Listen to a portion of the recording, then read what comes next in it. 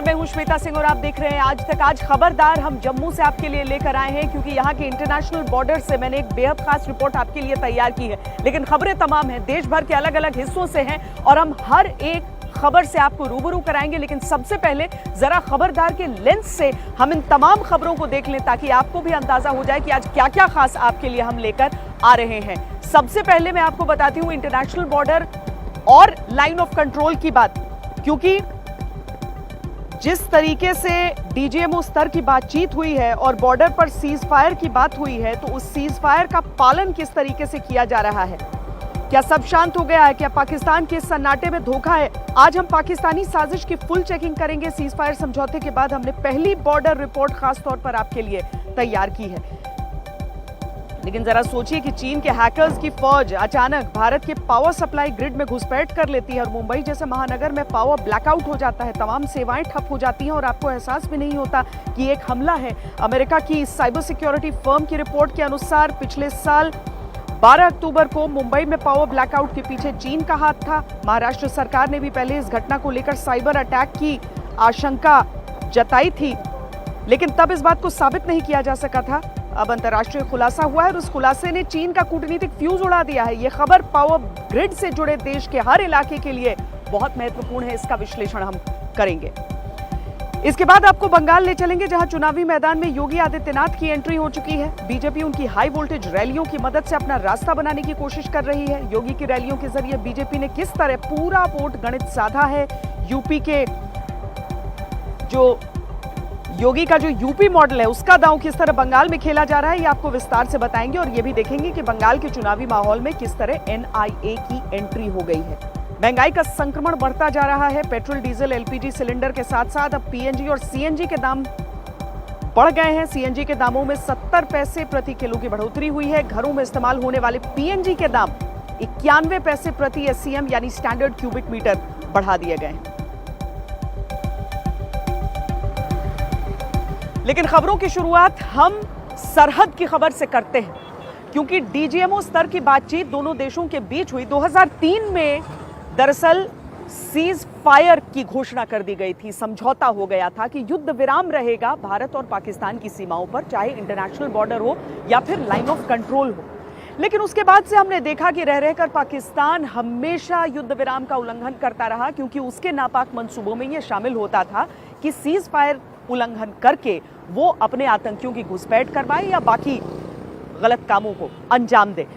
लेकिन पिछले एक साल में यानी 2020 में हमने देखा कि किस तरीके से पाकिस्तान ने युद्ध विराम उल्लंघन की भी सीमाएं, उसकी रिकॉर्ड को तोड़ दिया। किस तरीके से हर रोज अलग अलग सेक्टर्स से, इंटरनेशनल बॉर्डर से लेकर लाइन ऑफ कंट्रोल तक, हर एक सेक्टर से सीज फायर उल्लंघन की खबरें हमारे सामने आती रही। फिर ऐसा क्या हो गया कि पाकिस्तान को अचानक सीज फायर करने की जरूरत महसूस हुई? क्यों वो अपनी तरफ से पहल करके बातचीत के लिए आगे आया? किस तरीके से डीजीएमओ स्तर की बातचीत दोनों ओर से हुई है और उसके बाद से सरहद पर कम से कम एक शांति नजर आ रही है। लेकिन इस शांति के पीछे अव्वल तो क्या है और दूसरा ये कि क्या यहाँ की शांति के पीछे भी कोई धोखा लग रहा है? क्या भारतीय जो फौज है, जो सुरक्षा कर्मी है, वो सब पूरी तरीके से तैयार हैं? देखिए ये एक्सक्लूसिव रिपोर्ट। कभी आज तक कमी नहीं आई है लेटेनेंस में और न कभी कमी होगी और यहाँ कोई प्रॉब्लम नहीं है। 2003 में सीज फायर समझौते के बाद 2020 एक ऐसा साल था जब पाकिस्तानी सेना ने सबसे ज्यादा बार सीज फायर तोड़ा, जिसके बाद अब पाकिस्तान ने बॉर्डर पर सीज फायर के समझौते का पालन करने की इच्छा जाहिर की है। पाकिस्तान के इस वादे का रियलिटी चेक करने के लिए हम पहुंचे जम्मू में इंटरनेशनल बॉर्डर। अंतर्राष्ट्रीय बॉर्डर पर इस समय हम सांबा सेक्टर में मौजूद हैं। ये इंटरनेशनल बॉर्डर की फेंसिंग है और अगर आप उस तरफ देखें तो ये जीरो लाइन, जिसके ठीक पीछे पाकिस्तान की पोस्ट है। हम इस समय एक आड़ में इसीलिए खड़े हैं क्योंकि ये जो सेक्टर है ये पाकिस्तान के गलत हरकतों के लिए बहुत ज्यादा जाना जाता है। जो कोरोना के समय में जो पूरा एक साल बीता है और जो सीज फायर वायलेशंस की अधिकतर घटनाएं हुई हैं, उसमें सांबा सेक्टर बहुत प्रमुख था। अब जब पाकिस्तान की तरफ से ये बात कही गई है और दोनों देशों के डीजीएमओस के बीच बातचीत हुई है कि सीज फायर का जो समझौता 2003 का था उसे बिना किसी शर्त के वापस बरकरार रखा जाएगा, तो यहां पर किसी भी तरीके से अलर्टनेस में कमी हम नहीं देख सकते हैं, क्योंकि भले ही समझौता एक तरफ हो लेकिन उसके साथ ही पाकिस्तान का जो इतिहास है वो भी है। इसीलिए बीएसएफ के जो जवान हैं वो इंटरनेशनल बॉर्डर के इस पूरे इलाके में अपनी चौकसी बनाए हुए हैं। एलओसी से लेकर इंटरनेशनल बॉर्डर तक 24 फरवरी की रात से साल 2003 के सीज फायर समझौते को नए सिरे से लागू किया गया है। इसके तहत दोनों देशों की तरफ से सभी सेक्टर्स में संघर्ष विराम का सख्ती से पालन करने पर सहमति बनी है, लेकिन पाकिस्तानी फौज का इतिहास ऐसा है कि उस पर भरोसा करना मुश्किल ही नहीं नामुमकिन है। आईबॉल टू आईबॉल पोस्ट जो कहते हैं, बिल्कुल, यानी कि दुश्मन जो है वो ठीक आपके सामने है और उन मोर्चों पर 24 घंटे आप लोग यहाँ पर बाय रोटेशन तैनाती रखते हैं सर? जी सर। जी, मतलब चाहे कोई मौसम हो, कैसा भी हो, कितनी भी शेलिंग चल रही हो, ये तैनाती आपकी यहाँ पर रहती है, यही बसेरा और यही ड्यूटी? मैम 24 आवर्स हमारे जवान यहाँ रहते हैं, मैं यहाँ कमांडर। तो देश की सुरक्षा के लिए हमें यहाँ पर जो जिम्मेदारी दी है हमें बखूबी निभा रहे हैं, उसे यहाँ पर अपनी जान तान जो भी हमें जो भी निछावर करने पड़ा देश की सेवा के लिए हम वो करेंगे। बात सिर्फ सीज फायर तोड़ने की नहीं है। पाकिस्तानी फौज भारत को निशाना बनाने के लिए बॉर्डर पर हमेशा कुछ न कुछ करने की कोशिश में रहती है, फिर चाहे ड्रोन्स के जरिए कश्मीर में आतंकियों के लिए हथियारों की सप्लाई का प्रयास हो या टेरर टनल के जरिए आतंकवादियों की घुसपैठ की कोशिश। पिछले 6 महीनों में ही सांबा और कठुआ सेक्टर में 4 सुरंगों का पता लगाया जा चुका है, जिसके जरिए पाकिस्तानी फौज भारत में आतंकवादियों की सप्लाई की कोशिश कर रही थी। हम टनल में काफी आगे के हिस्से में हैं इस समय। ऐसा मुमकिन ही नहीं है कि किसी एक व्यक्ति ने इसे कार्व किया हो। इसमें बहुत लोगों की मेहनत लगी होगी, क्योंकि बाकायदा लगभग अगर आप इस हिस्से में भी देखें तो लगभग 2.5 फुट का ये खुला हिस्सा है, जिसमें मैं अपने इस तरीके से बैठकर और आगे बढ़ सकती हूं। जहां पर सकरे हिस्से भी हैं वहां पर आप कोहनी के बदौलत आप आगे बढ़ सकते हैं। कहने की बात यह कि इस तरह का जो सुरंग है, इस तरह की जो सुरंग है, उसे बिना एक लंबी चौड़ी टीम के बनाना मुमकिन ही नहीं है। बिना पाकिस्तानी सेना के नॉलेज के, उनकी जानकारी के, इसे इस तरीके से खोद पाना संभव ही नहीं है। अलग अलग अब पूरा पीछे जहां से मैं होते हुए आई हूं अभी, वो पूरा हिस्सा आप देख लीजिए कि चलने के लिए आपके लिए मुमकिन है। कुछ देर आप बैठ के सुस्ता भी सकते हैं। अगर पूरी इसकी लंबाई देख लें तो लगभग 150 मीटर, जिसमें से पाकिस्तान की सीमा में मुश्किल से 40 मीटर का हिस्सा, 30 से 40 मीटर का हिस्सा, यानी उनके जानते बूझते, उनके जो सेना है उसकी जानकारी में इस टनल को खोदा गया होगा। ये टनल कैसा है सर? ये थोड़ा बहुत एक तरह से कहें तो विस्तृत लग रहा है कि एक एंट्री, दूसरी एंट्री। जब इस एरिया के अंदर हम जो एंटी टनलिंग ड्राइव चला रहे थे तो एक जो है छोटा सा होल दिखाई दिया। उसको फर्दर इन्वेस्टिगेट करने के ऊपर जो है थोड़ा सा डिग करने के ऊपर देखा गया कि कुछ एक जो है लकड़ी के डंडे लगा के उसके, हाँ जी, यहाँ पे आप जो देख सकते हैं कि यहाँ पे ये जो छोटा सा होल है और ऐसे ही जैसे ये होल है, इसके साथ साथ जो है लकड़ी के डंडे लगा के उसके ऊपर जो है इसको कंसील करने के लिए उन्होंने जो पाकिस्तान कराची मार्किंग के जो हैं प्लास्टिक बैग्स, उनके अंदर अर्थ फिल करके, मिट्टी फिल करके उसको ऊपर से ब्लॉक किया होता। सीज फायर समझौते को सख्ती से लागू करने के समझौते के बाद से सरहदों पर गोलाबारी नहीं हो रही, लेकिन गोलाबारी के अलावा बॉर्डर पर ऐसी और भी कई हदें हैं जिन्हें पाकिस्तानी फौज लांघती आई है। इसीलिए इंटरनेशनल बॉर्डर पर पाकिस्तान को उसकी हद याद दिलाने के लिए बीएसएफ तत्पर है। बातचीत के बाद पाकिस्तान ने कहा है कि 2003 वाले जो सीज फायर है उसका सम्मान करें और अब नहीं हो फायरिंग यहाँ पर। क्या हमारी एटीट्यूड में, हमारे स्टांस में कोई परिवर्तन आता है इससे? देखिए, जहाँ तक जम्मू बॉर्डर की हम बात करते हैं, हमारी प्रिपेयर्डनेस में और हमारे रिस्पांस में वैसा ही रहेगा जैसे पहले था।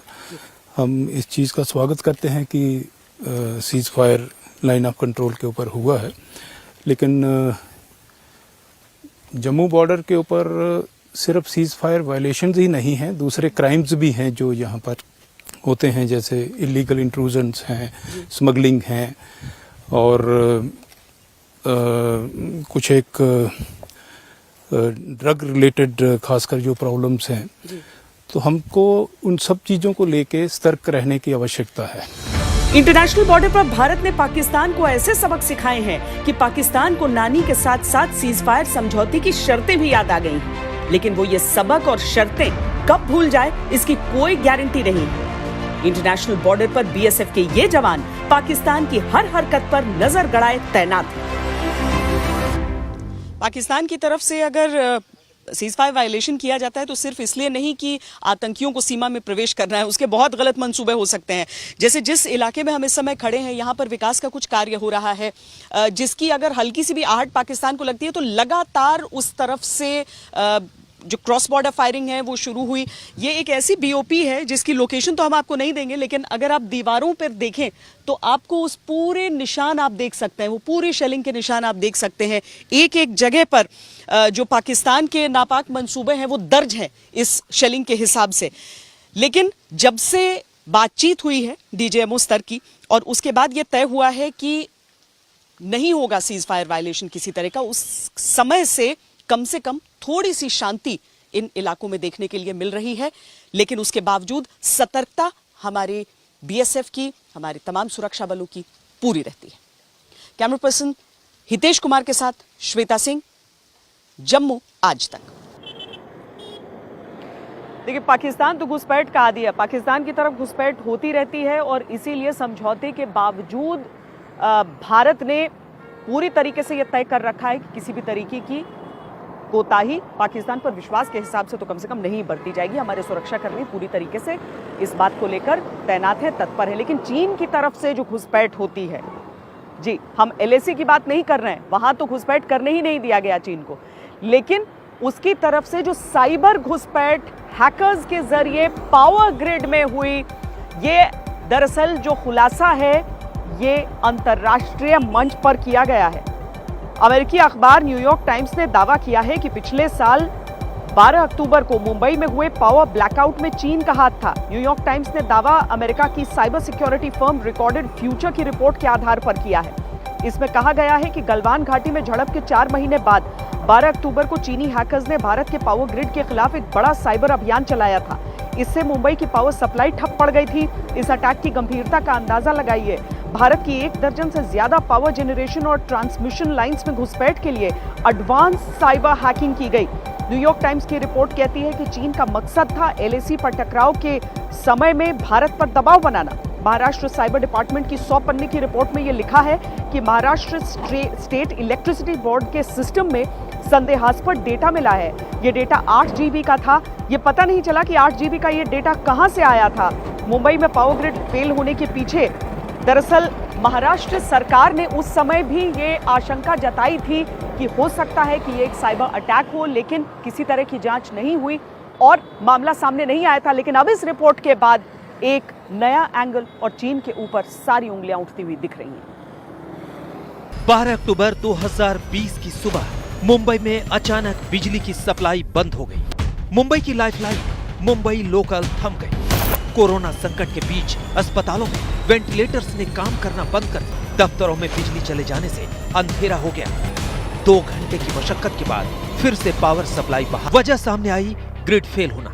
लेकिन ग्रिड फेल क्यों हुआ, इसका खुलासा किया है अमेरिका की cyber security company recorded future की रिपोर्ट में, जिसमें दावा किया गया है कि 12 अक्टूबर को मुंबई में पावर ग्रिड फेल होना भारत के खिलाफ चीन के साइबर अटैक प्लान का नतीजा था।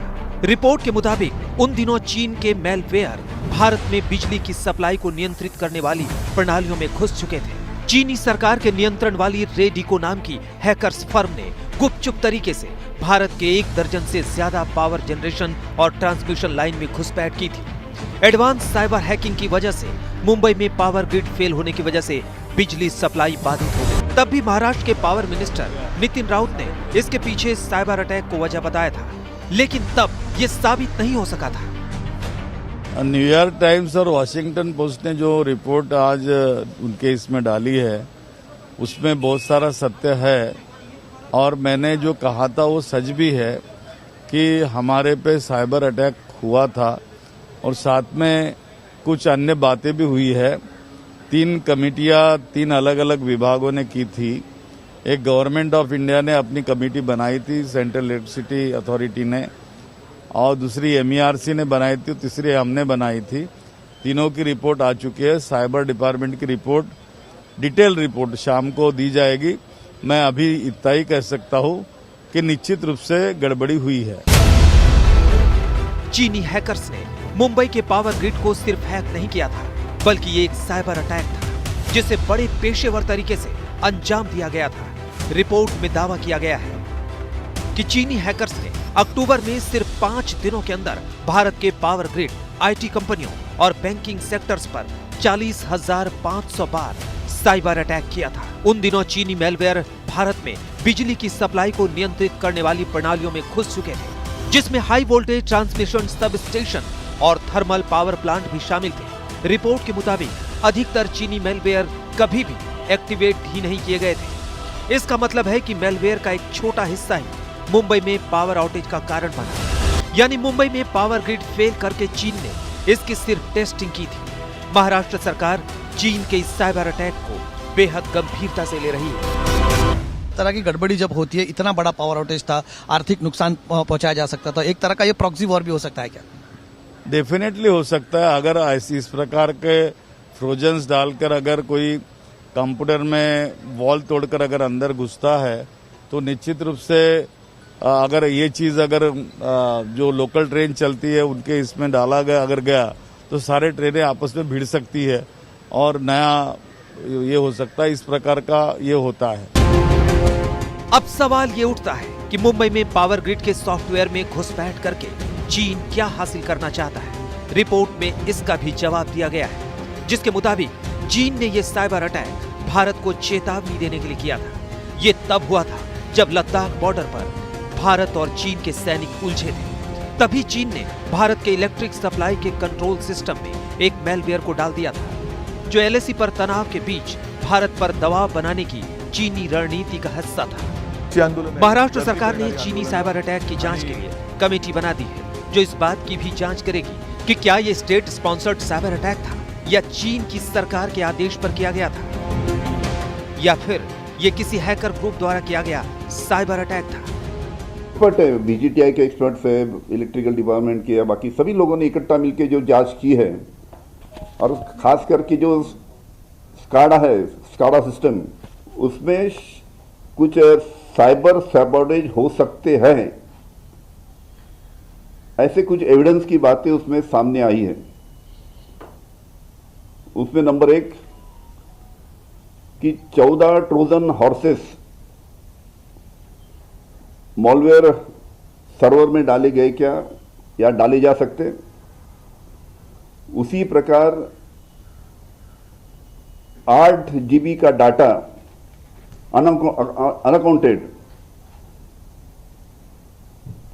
फॉरेन सर्वर से वहां पे MACB के सर्वर में ट्रांसफर हो सकता है। मुंबई में पावर ग्रिड फेल होने के पीछे चीन की साइबर साजिश के आरोपों को चीन नकार रहा है, लेकिन चीन का ये साइबर अटैक बड़े खतरे का अलार्म बजा रहा है। विद्या के साथ कमलेश सुतार, मुंबई आज तक।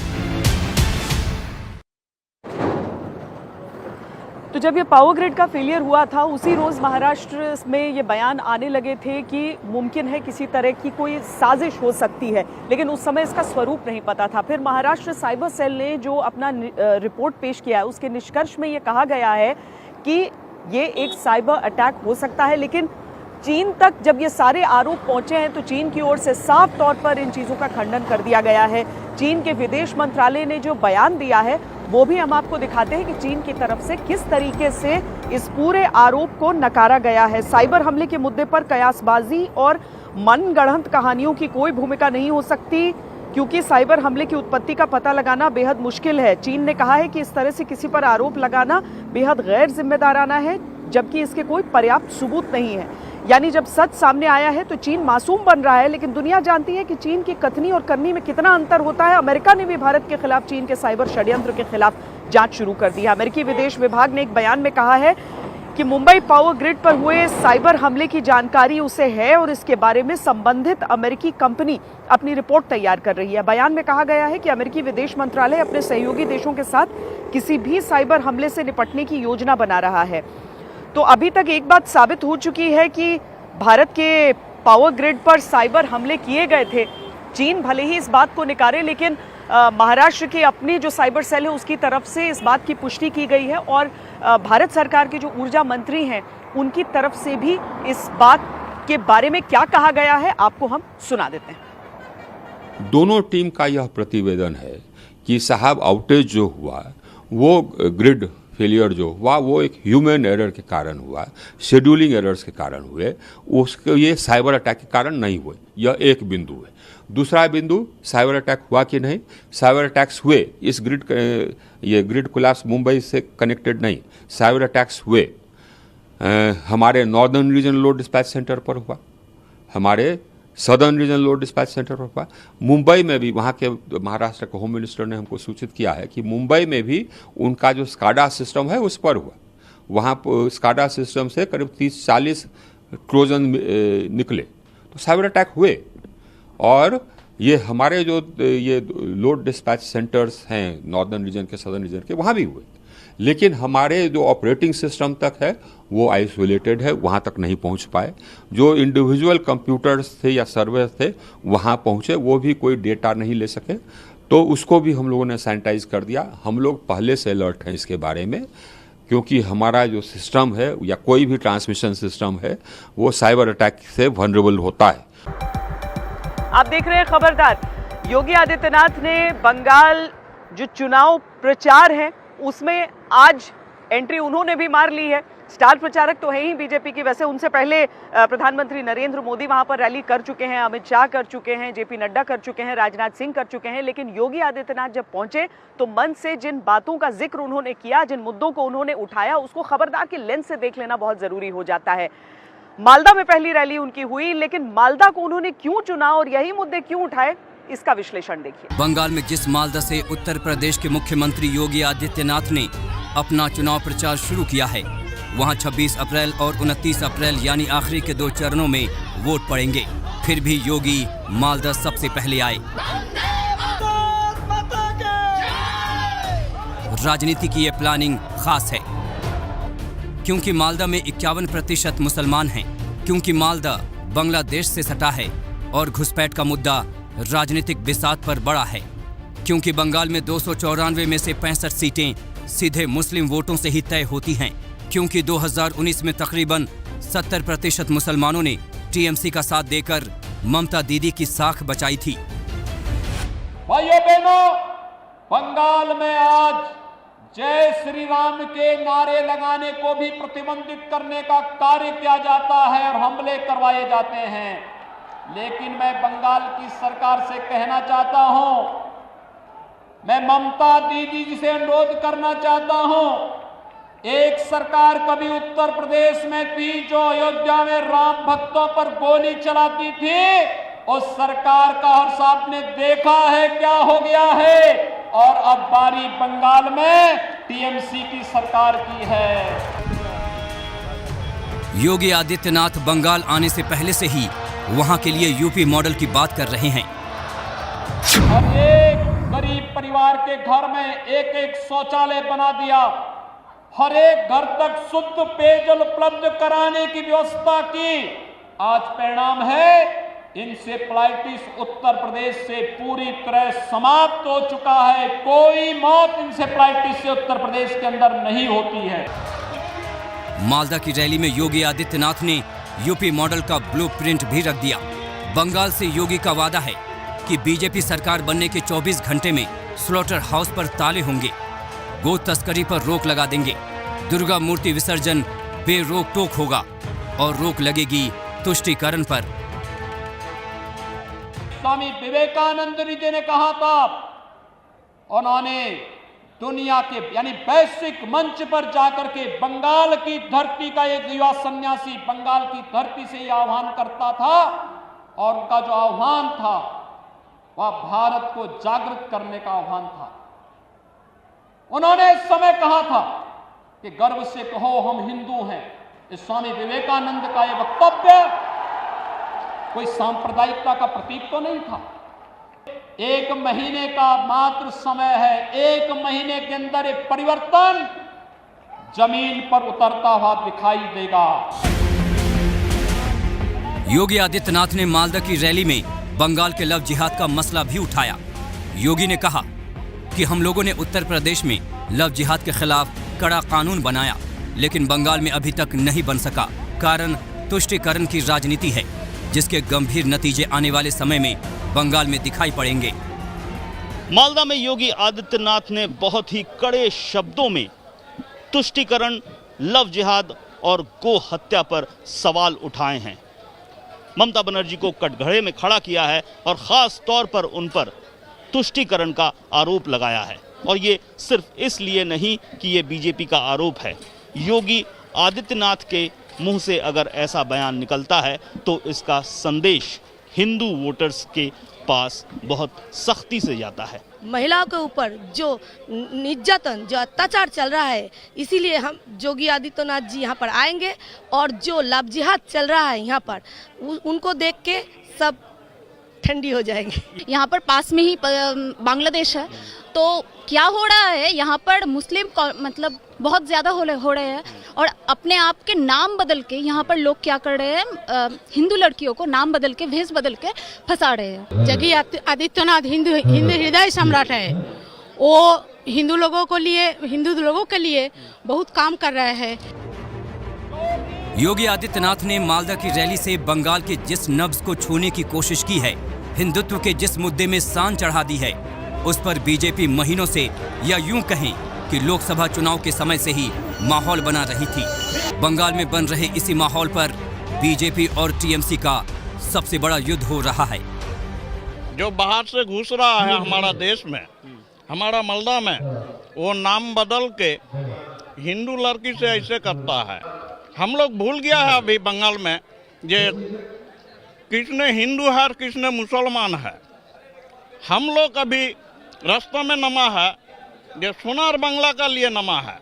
এখানে মালদা এসে লোককে ভুল বুঝিয়ে লাভ নেই। উনি এখানে একজন ঘুষপেটিয়া, বহিরাগত একজন রাজনীতিবিদ, উনি পশ্চিমবঙ্গে ঘুষপেটিয়া।